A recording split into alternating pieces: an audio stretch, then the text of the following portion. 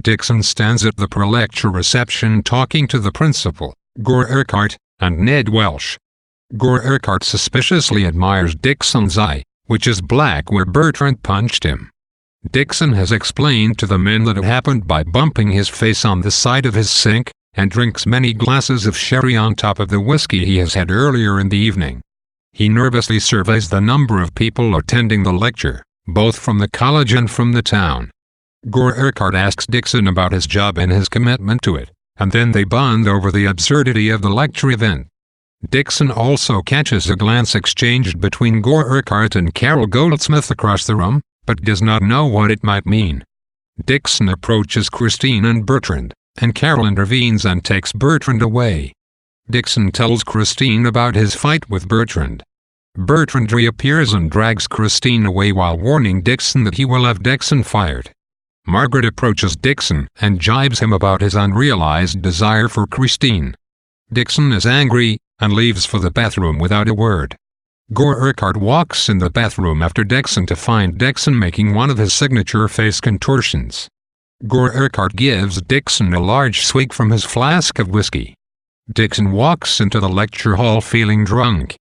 Dixon begins reading his lecture and unconsciously imitates Professor Welch in his intonation, to the delight of the students in the balcony. Realizing that something is wrong, Dixon makes a conscious effort to change his voice, and realizes after a while that he is now imitating the principal. Half of the audience murmurs with alarm, while the other half, including Gore Urquhart, are delighted. Dixon pauses for a minute to gather himself, then begins speaking again in a voice not his own. Realizing that his fate is sealed, Dixon changes his voice one last time to an exaggerated version of his childhood regional accent and inflects his tone with disgust for the subject at hand. The crowd becomes quite loud and Dixon reaches up to cover his ears. Atkinson and Dixon have made a plan earlier in the evening that Atkinson will attend the lecture and pretend to faint if Dixon scratches both his ears at once. Thinking Dixon is signaling him, Atkinson faints loudly in the crowd, and general mayhem ensues. Dixon attempts to finish his lecture, now disregarding his notes and speaking scornfully of people who remain attached to an idealized version of the past. Welch and the principal approach Dixon to drag him off stage, but Dixon passes out first.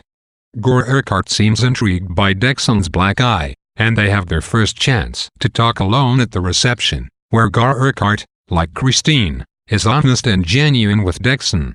He takes Dixon into his confidence, explaining why events such as the reception are boring but necessary. Dixon sees Gore Urquhart's point and agrees with him about the boring quality of such events. This newfound common ground between them seems enough to override any potential embarrassment later when Gore Urquhart becomes the first person to actually see Dixon make his private faces of disgust. The description of Dixon's drunken lecture, as with his earlier damaging of the Welch's sheets, stresses that Dixon's embarrassing but hilarious imitations of Professor Welch and the principal are not his own fault. The voices seem to rise up out of Dixon, subconsciously summoned by his unerring ear and by his talent for mimicking the vocal nuances of others. As the lecture continues, it shifts into a public display of Dixon's debased position, as his remorse for his miserable job and bad luck seeps into his voice.